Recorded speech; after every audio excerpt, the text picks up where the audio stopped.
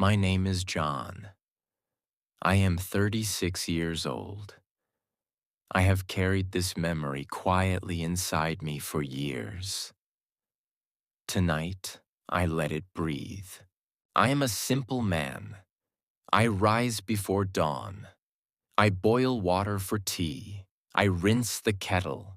I stand by the window and watch the sky pale from blue to silver. Small rituals steady me. They make the world feel gentle instead of loud. Before marriage, my days were neat lines: train, office, lunch, walk, home. I was not lonely, just enclosed in silence. I met my wife, Lila, at a lakeside library. Rain drummed softly on the roof. The air smelled like paper and wet earth. She stood near a tall window, fingertips brushing the glass as if feeling the weather. I noticed her stillness before her beauty. I noticed the calm way she held a book. When she smiled, it arrived slowly, like morning. We spoke of small things: storms, quiet roads, the sound of trains at night. I felt no sparks, only relief, as if my chest had opened after years of being closed. We met again, and again. We shared pastries wrapped in thin paper. We walked beside the lake where ducks left silver ripples. She told me about her childhood attic, about her late mother's handwriting, about how grief can live quietly inside a person. I listened. I did not interrupt. I wanted to cradle every word. Time moved gently. We did not chase forever. We chased honesty. One evening, beneath a dim street lamp, I asked her to marry me. My voice trembled like wind on water. She looked at me, really looked, then said, yes. Nothing more, nothing less. The wedding came softly. No grand music, just a small quartet. Wooden chairs, pale flowers, and familiar faces. I wore a suit that felt unfamiliar. She wore a dress that seemed woven from light. When we stood together, I felt both anchored and weightless.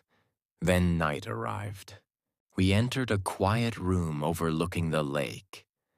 Curtains breathed with the breeze. A small clock ticked like a careful heartbeat. I sat on the edge of the bed.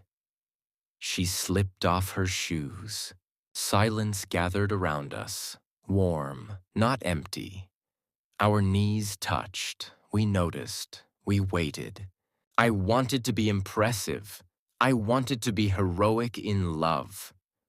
The pressure tightened my chest and stole my voice. She took my hand. Her palm was cool, then warm. She whispered my name. Just my name. In that moment, I learned something I did not know I needed to learn. Love is not firework smoke. It is steady light. I exhaled. I admitted my fear. I said I wanted to move slowly, truthfully, gently. My voice cracked, but it was honest. She rested her head on my shoulder. We stayed that way as the clock circled and the lake shimmered outside. We spoke quietly about the wedding cake, about aching feet, about my crooked tie. We laughed, soft laughter like ripples on water. Later, we lay down beneath dim light. Our hands found each other naturally. I matched my breath to hers. No performance, no rush, just presence.